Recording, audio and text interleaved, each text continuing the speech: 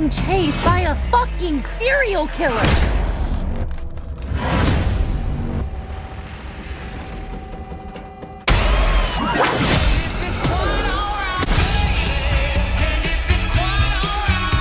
Hard Eyes is the latest rom-com slasher flick to hit theaters. The movie is directed by Josh Rubin, and in this film you see that there's a serial killer that wears a black mask and has glowing red heart eyes and goes after couples on Valentine's Day. And that's where this movie picks up. You find out that the heart eyes serial killer has been going to different cities around the country for the last several years and targeting unexpected couples on Valentine's Day. And at the beginning of this film, you get to see a couple of really brutal kills, setting the tone for the kills for the rest of this film, and then you're introduced to our main characters. The first one is named Allie, and she's played by Olivia Holt. And Allie's a girl that dropped out of med school, got into marketing, not doing very well at her marketing firm, but the biggest thing she's not doing well with in life is her love life. That is until she meets the other main character in this film, Jay Simmons, played by Mason Gooding. And Jay seems to be the man of her dreams. They meet in a coffee shop accidentally when they order the exact same way that the coffee is made.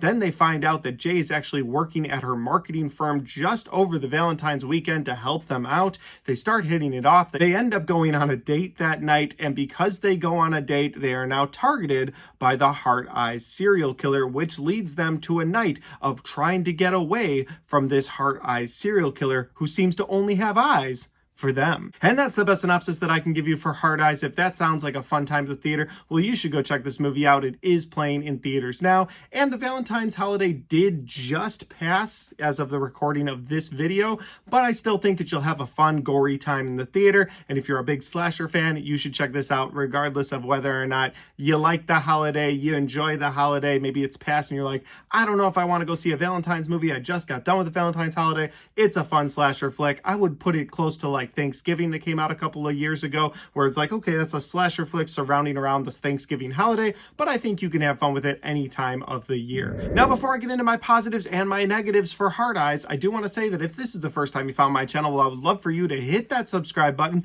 check out all the different content, whether you like movie reviews just like this, or you like Blu-ray talk or ranked list videos. I've got a little bit of everything on my channel, and I'd love for you to check it out. All right, guys, let's get into my positives and my negatives for Hard Eyes. My first positive for this movie is the blood and guts, the slasher portion of this rom-com slasher. And listen, I'm not into these movies for gore for the sake of gore. You guys know I need a little bit of reason for my bloody kills, but if you can give me a reason, if you can give me some really nasty kills, but there's a reason for it, then I'm all for it. And I also really like that they set the tone right off the bat with this movie with some pretty brutal kills, so you know what you're in for the rest of the movie. So if you like slasher movies that go into some pretty hardcore kills, then I think you'll enjoy it, because there's a nasty one right off the bat where this girl is trying to hide from the Hard Eyes killer. She gets inside of this container that she just thinks is a place to hide, but it's not. It's something that will crush her, and the Hard Eyes killer just turns it on. You see everything, and again, it just sets the tone for how this movie's going to go and how the kills in this movie are going to go. You get a lot of stuff like that, and I really like that in this movie. My next positive for this movie is the great chemistry between the two main actors in this film, both Mason Gooding and Olivia Holt. I think their characters of Jay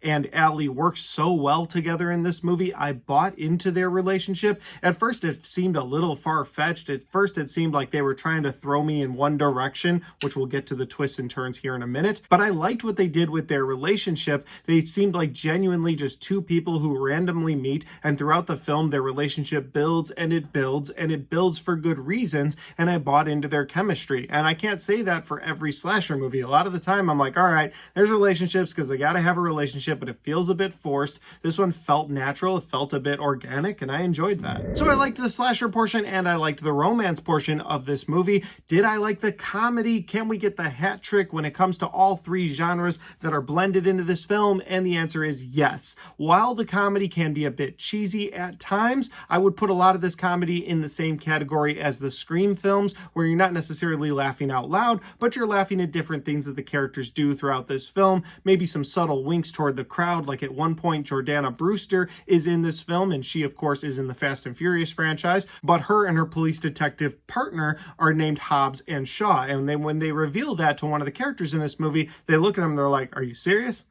like the movie? And they're like, we don't know what you're talking about. And it's just funny because that's a subtle wink toward the crowd, and I appreciated that. So little things like that, little winks toward the camera, little nods toward the camera, like, hey, we know this is a B slasher movie. We know what we're making here, so we're going to do certain things that are fitting those horror tropes, but they're also kind of funny. And I thought the comedy worked for me as well. There were several times in this movie where I was laughing. Again, maybe not laughing out loud. This wasn't comedy of the year. I wouldn't put this necessarily in the comedy genre, but just moments of levity that are needed when you have those nasty, gory kills. And I feel like sometimes that's forgotten in slasher movies because you'll have the romance portion, you'll have the horror portion, but you won't have those moments of levity where you can laugh as the audience member. You can sit back and be like, all right, that was kind of funny. What are they going to do next? And I like that this movie had a nice blend of all three of those genres. And my final positive for this movie would be the twists and turns along the way and how they were able to hide who was under that heart eyes mask the entire movie, because I was trying to figure it out.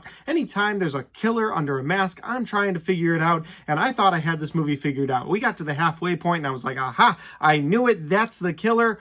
We figured it out. What are they going to do with the last half of this movie? And then they completely twist things up, and I was wrong. And yeah, there might be some people that say, oh, I was able to figure out the killer in the first 30 minutes. And maybe you were, but I wasn't able to. And for me, that's a positive, because I feel like it's just human nature. Anytime you have a serial killer movie where the serial killer is under a mask and you don't know who it is, could be any of your main characters, I like trying to figure it out along the way, but I also don't like spoiling it for myself. So maybe part of me was like, no, it couldn't have been this person, because I wanted it to be a surprise at the end. But I will say that on future viewings of this film, I'll look at this movie a little bit differently, because I'll now know the motivations of the Hard Eyes killer, which is pretty cool because, again, it gives you the reason to go back to this movie in the future. On the negative side, this movie does have some of the horror tropes that I don't like in a horror movie, and we've got to talk about some of those. For instance, at one point, they believe they catch the Hard Eyes killer. I'm not going to go into spoilers in this review, but they do feel like they've caught the Hard Eyes killer. They take this individual to the police station in handcuffs,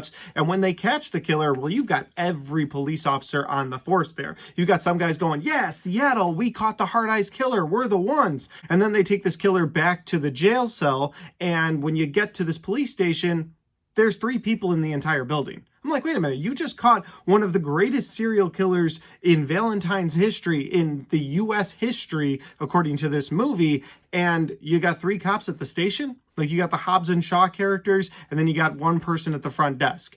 And that's it. I was like, where'd all those guys in the park just go? Did they just go back out on patrol? I'm not saying you have to have every cop come to the station, but wouldn't like the mayor come down there? Wouldn't different people come down to the station? Wouldn't there be reporters just standing outside trying to watch it? Because this movie doesn't do that, and it feels like they did that so that the Hard Eyes killer could go in or out of the police station as they needed to, and you could just see the writing on the wall. Once you realize there were only 3 cops in the station, you're like, all right, you didn't catch the killer, or if you did, there's another killer. There's something going on here. Like, you can tell right away when that happens that they're about to flip things once again. And so I didn't love that. I feel like they could have done it a little better. They could have cleaned that up a little bit. You could have had more police at the station. You could have had a group of reporters sitting outside the station. There's more things you could have done to sort of send that point home to the audience that we caught the Hard Eyes killer. And instead, it just feels like, oh, you guys kind of know you didn't catch him because you've only got 3 people at the entire police station after catching this prolific serial killer. And the other horror trope that really bothered me, and to be clear, this is in pretty much all slasher films, so it's a negative I have for the entire genre, but every single time the Hard Eyes killer was going after somebody that was going to die, well, this Hard Eyes killer had the best aim. They had these little Cupid arrows. They would shoot at people through an arrow gun, and it would be a perfect shot. They would throw a knife, and it would be a perfect shot through an eye. There would be ways that this killer was absolutely perfect on their game. But when it came to going against some of the main characters in this movie, well, all of a sudden they were flopping around. They couldn't shoot an arrow straight. They couldn't throw a knife the right way. They were a little weaker. And I understand the movie needed a way to get the main characters to progress towards the end of the film so you could have that final showdown where you see the reveal of the Hard Eyes killer. But again, it's just one of those horror tropes that bothers me. The movie that comes to mind the most is the Scream films. You've got Ghostface going around killing people, and people have absolutely no chance. But when it comes to the main cast, it's like, Ghostface made a mistake here. Ghostface made a mistake here. Ghostface isn't on the game as much as they were earlier. I suppose there's a case to be made saying that these serial killers wanted to reveal themselves to certain people at the end of those Scream movies, and maybe that case could be made for Hard Eyes. But I don't buy that entirely because it's it seemed like the Hard Eyes killer was always out for blood, always trying to get the kill done as quickly as possible. Hell, there's even a drive-in scene that I loved where the Hard Eyes killer is just snapping necks, stabbing people, uses a tire iron at one point, which is a nasty kill. But when it comes to the main characters, again, they find a way to just skirt past the killer. And it's one of those horror tropes that I'm not a big fan of. And my final negative for this film is that there's a very cheesy romantic ending to this film. Now, granted, this movie is billed as a rom-com slasher. Maybe that's to be expected. I suppose if they have a Thanksgiving dinner at the end of the film Thanksgiving, I'm not upset about it. So if there's a cheesy romantic ending to the Hard Eyes film that's billed as a rom-com slasher film over the Valentine's weekend, it's to be expected. But for me, it just didn't really work. The tone of the film otherwise did not set up this really romantic, cheesy ending that they went for. That's not to say it was bad, but it just didn't really work for me as much as maybe a darker ending would have. But no, they kind of go to this cheesy ending and they take their time wrapping up some of the characters in this film. That wasn't necessary for me. But overall, I had a really fun time with Hard Eyes. I would recommend it to people. I would definitely recommend it to horror fans over the Valentine's weekend. If you missed it this time around, maybe wait till next year. Maybe wait till next time around till you're in that Valentine spirit. And you know what? If this kicks off a Hard Eyes franchise where a new person can wear the mask every single time, kind of like Scream, I'm not mad at that either. I like the idea of centering this around a holiday. Tells me when we're going to get the movies as well. Like, okay, every Valentine's Day for the next couple of years, as long as these make money, we'll get a Hard Eyes film, and there'll be some fun kills along the way, some fun twists and turns. So overall, had a fun time. I'd recommend it to you guys. But guys, those are just my opinions because that's my review for Hard Eyes. Guys, if you had a chance to see this movie, if you have, let me know in the comment section down below. Let me know what you like or disliked about it. Maybe we agree or disagree on some things. I'd love to know your thoughts and comments down below. And finally, guys, if you like this video, don't forget to hit the like button because it helps the video, it helps the channel, and it helps me right here. Thanks for watching. I'll see you next time.